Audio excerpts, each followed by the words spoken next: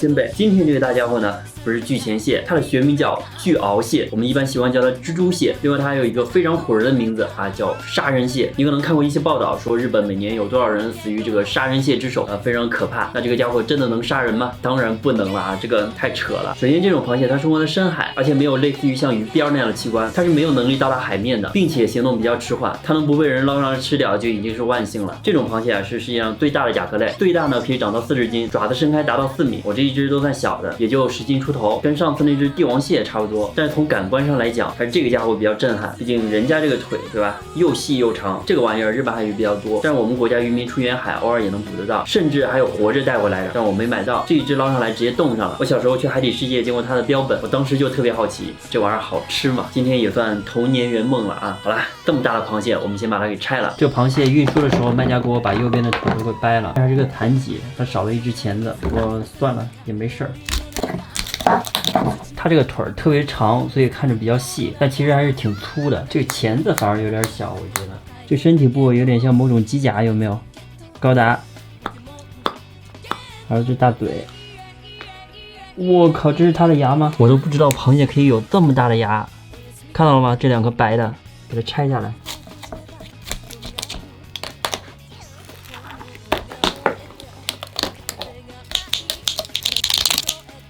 哇，这一块干衣线得拿出来，其他的基本上可以全部清理掉了。我主要是为了把它的牙给拿下来。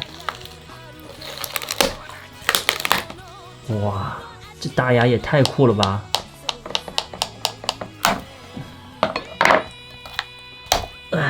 不是，出大问题，怎么像2个小人在秀恩爱呢？这牙还挺大的，跟我的手指头比一下。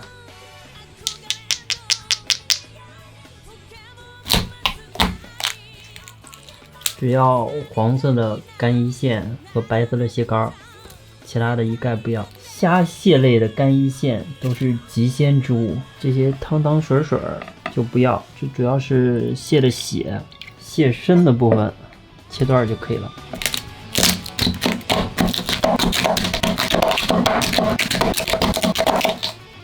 好，拆完了，蟹身肉、蟹腿、2网干衣线，还有少量的这个蟹膏，干衣线留出一点来，其他的全部上蒸锅。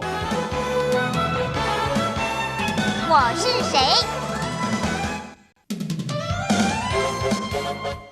卡丘。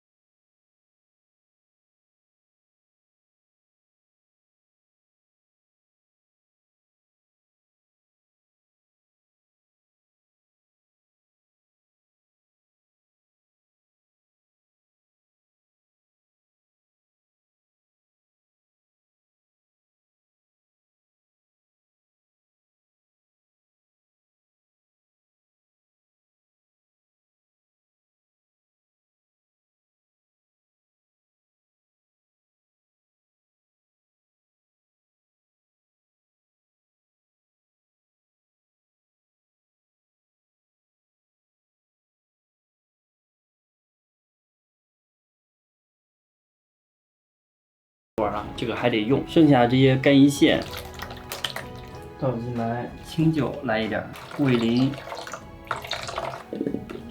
酱油，先让它在这煮着。先来一根大蟹腿儿，哇，有够粗的这个，哇，壳也太硬了，哎，哇，这大蟹肉，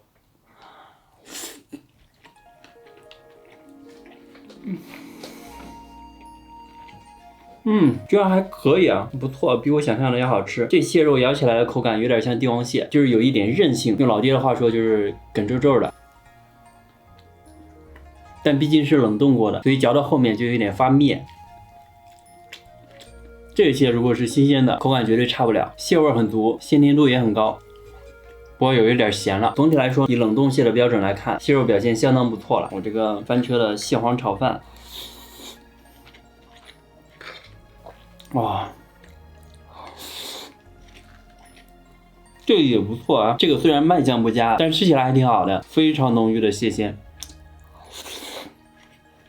再来一根这个天妇罗，这个蘸料是酱油萝卜泥。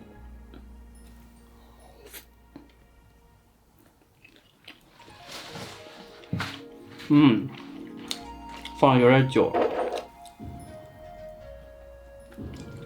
这个廉价太子油炸出来的东西，就是颜色不好看，还有股怪味儿。但谁让它便宜呢？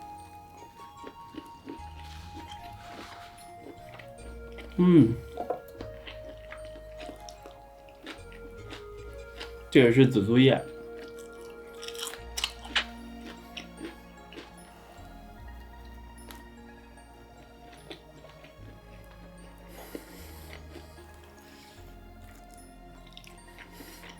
天妇罗的做法我觉得比清蒸好吃，因为它掩盖了口感的缺陷，还中和了过高的咸味儿。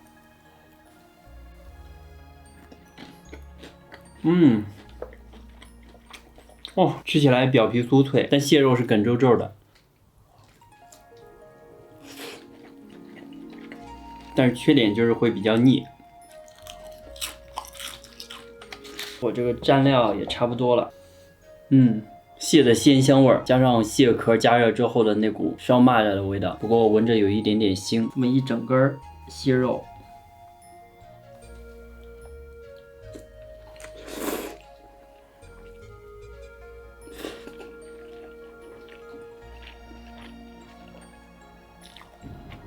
这鲜度绝了，直冲脑门，略咸略腥。